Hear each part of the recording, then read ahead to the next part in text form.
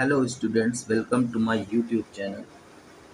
आज हम क्लास 6 का इंग्लिश इम्प्रूवर का एक चैप्टर जिसका नाम है एन इंस्पिरेशन हेलेन केलर, एक प्रेरणा हेलेन केलर चैप्टर पढ़ने जा रहे हैं। ये चैप्टर एक छोटी सी बच्ची के संघर्षों के जीवन में बड़ा ही संघर्ष था, जो जिसको ना तो दिखाई पड़ता था ना सुनाई पड़ता था, उसी पर बेस्ड है।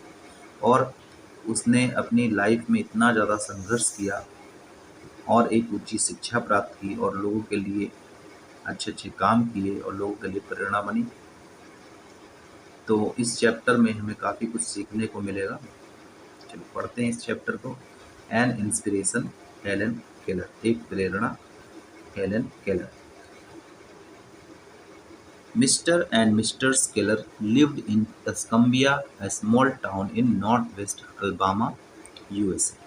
मिस्टर और मिस्टर्स केलर, केलर नाम की जो फैमिली थी वो यूएसए में अल्बामा नॉर्थ वेस्ट, ठीक है, उत्तरी पश्चिम अल्बामा शहर में एक छोटा सा शहर था। अल्बामा में एक छोटा सा शहर था टस्कम्बिया, वहाँ पर रहते थे।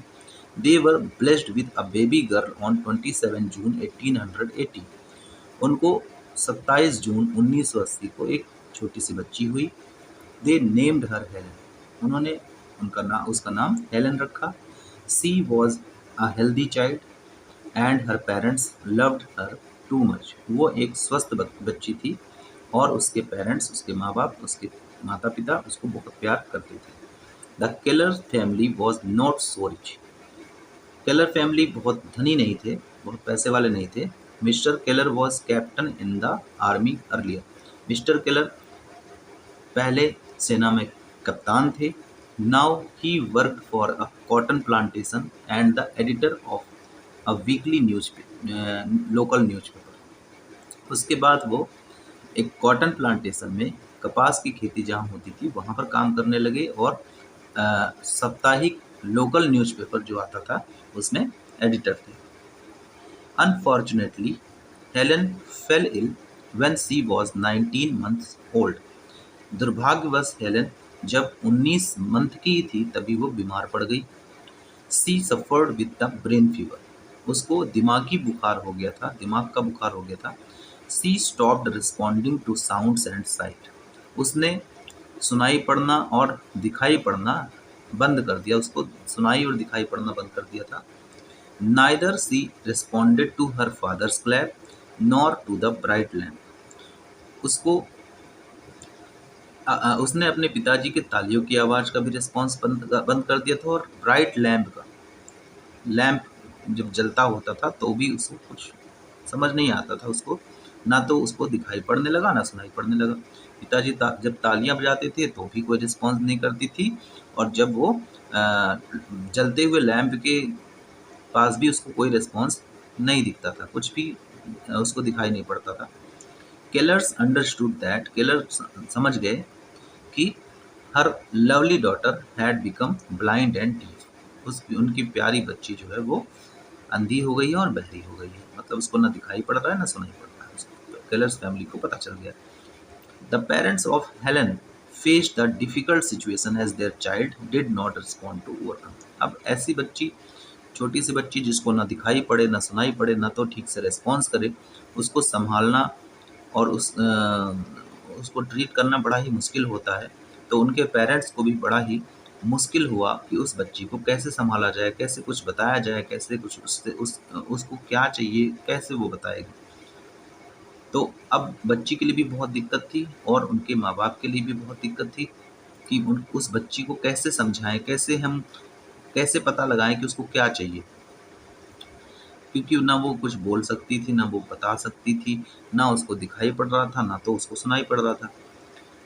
तो the parents of Helen faced the difficult situation as their child did not respond to overcome. तो उस हेलन के पेरेंट्स जो माँ बाप थे उन्होंने बहुत ही मुश्किलों का सामना किया उस बच्ची, क्योंकि वो बच्ची न तो रिस्पॉन्स ही नहीं कुछ कर रही थी।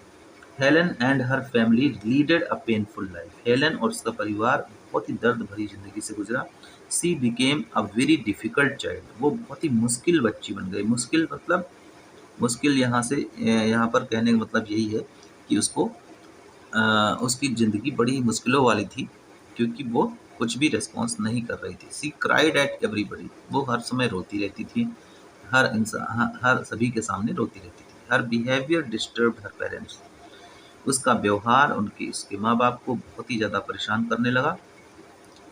The friends and relative of this family advised them that she should be sent to the institution of disabled child. तो उस फैमिली के जो परिवार और रिश्तेदार थे, दोस्त थे,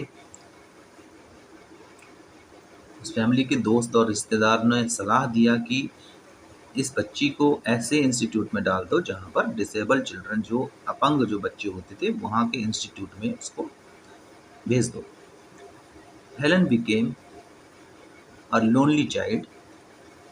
Helen became a lonely child because the children did not want to play with her. Helen एक अकेली बच्ची हो गई क्योंकि उसके साथ दूसरे बच्चे खेलना ही नहीं चाहते थे। She became ill tempered day by day. वो दिन ब दिन बीमार होती जा रही थी।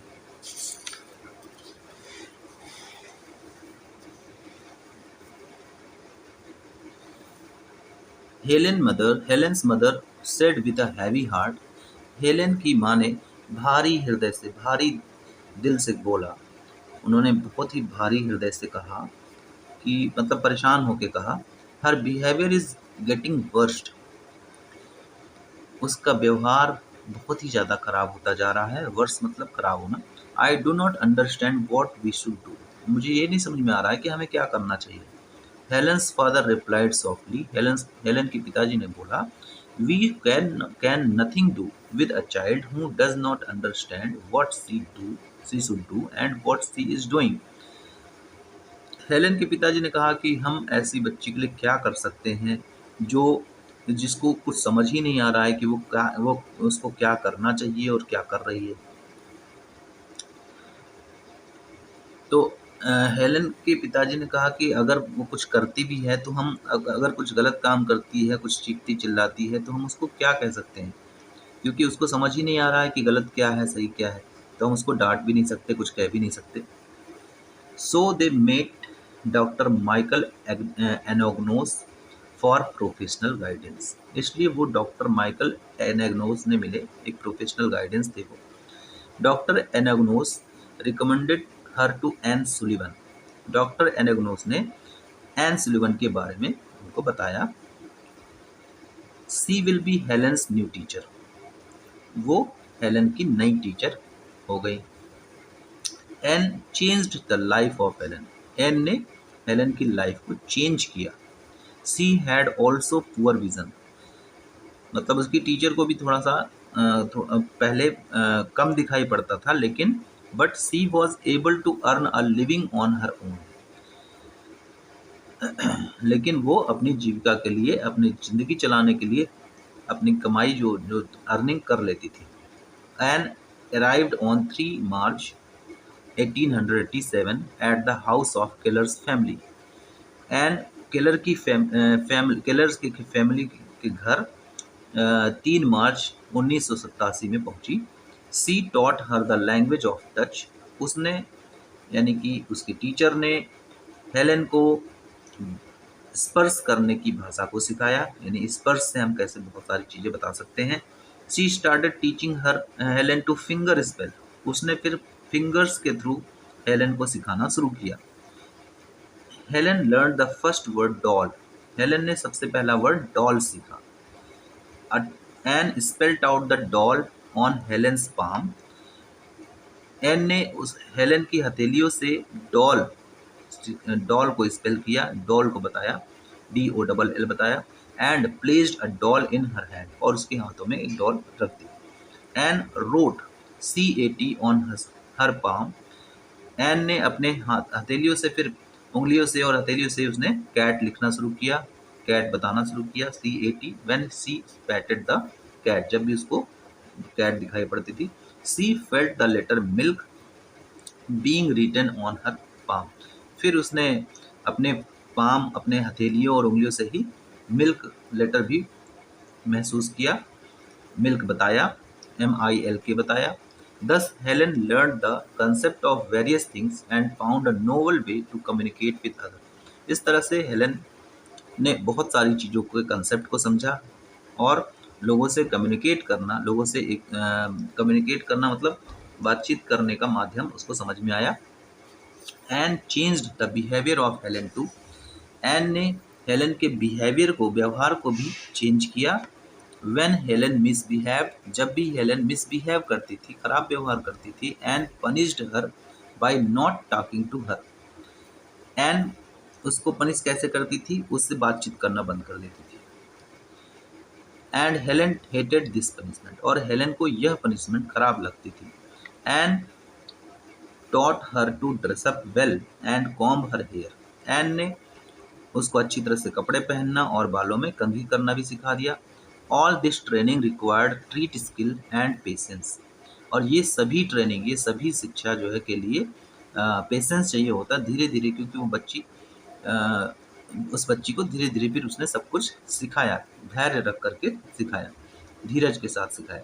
सून हेलन बिहेव्ड वेल, और जल्द ही फिर हेलन अच्छे से व्यवहार करने लगी। Because she like the company of Anne, क्योंकि उसको एन की कंपनी, एन का साथ बहुत पसंद था, एन के साथ रहना पसंद था। Anne took her for walk and horse riding, Anne उसको बाहर भी ले जाती थी, घुमाने ले जाती थी, हॉर्स राइडिंग, घुड़सवारी के लिए भी ले जाती थी।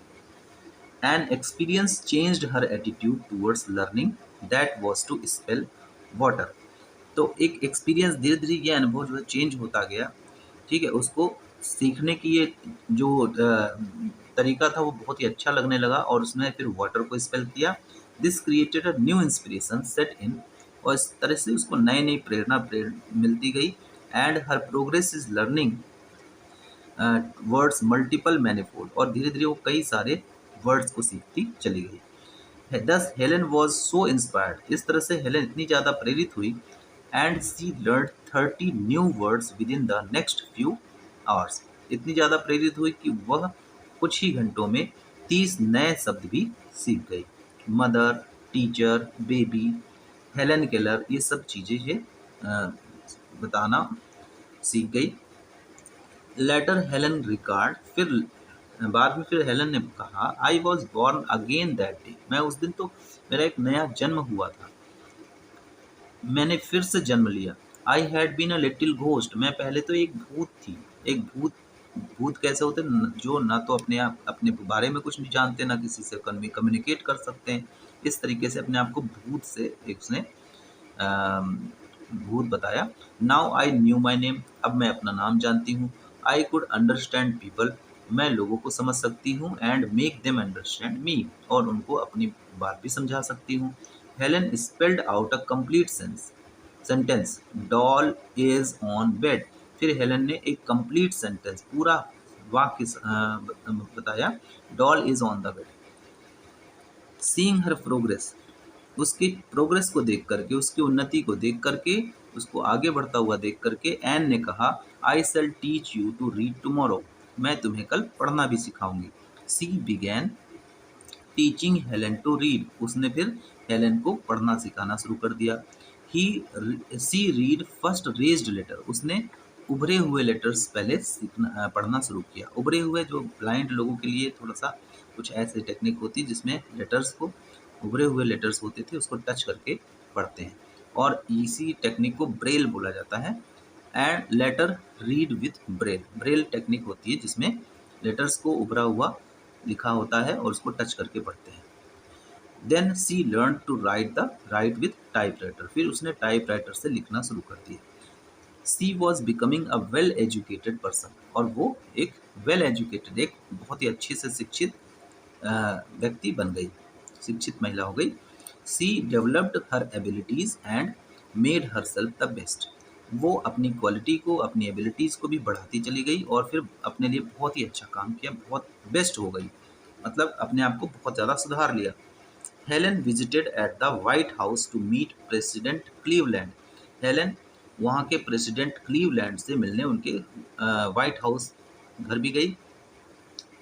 उन प्रेसिडेंट का घर को व्हाइट हाउस बोलते हैं, ठीक है, वहाँ पर मिलने गई। She developed her confidence to, उसने अपने कॉन्फिडेंस को भी ज़्यादा विकसित कर लिया, बहुत कॉन्फिडेंस हो गया उसको। ठीक है। Helen moved to Parkinson's institute in 1890। फिर हेलन 1990 में पार्किंसन इंस्टीट्यूट भी गई। She was taught by Anne here. यहाँ पर ये एन के थ्रू बहुत कुछ सीखी, एन से बहुत कुछ सीखी। सी made many friends and her loneliness disappeared at all. और वो उसको बहुत सारे दोस्त भी बने वहाँ पर, और उसका लोनलीनेस, अकेलापन दूर हो गया। Her learning progress improved in the institution. उसका जो लर्निंग प्रोग्रेस था, उसका सीखने की जो सीखने की क्षमता उस इंस्टीट्यूट में और ज़्यादा इम्प्रूव हो गई। She learn German, Latin and arithmetic. उसने बहुत सारे लैंग्वेजेस, जर्मन, लैटिन और अर्थमेटिक भी सीखा। तो इस प्रकार हम देखते हैं कि एक छोटी सी बच्ची जिसको ना दिखाई पड़ रहा था ना सुनाई पड़ रहा था, अपनी ज़िंदगी में संघर्ष करते हुए उसने एक ऊंची शिक्षा प्राप्त की, है ना। और इसके दूसरे पार्ट में हम आगे पढ़ेंगे। ठीक है। और यहाँ पर मेरे हिसाब से तो आपको ये समझ में आया होगा, मैंने जो हिंदी एक्सप्लेनेशन की है। अगर आपको समझ में आया है तो आप इसको लाइक करें और सब्सक्राइब करें, चैनल को सब्सक्राइब करेंगे तो आगे आने वाली वीडियो भी आपको पता चल पाएगी। तो थैंक यू वेरी मच।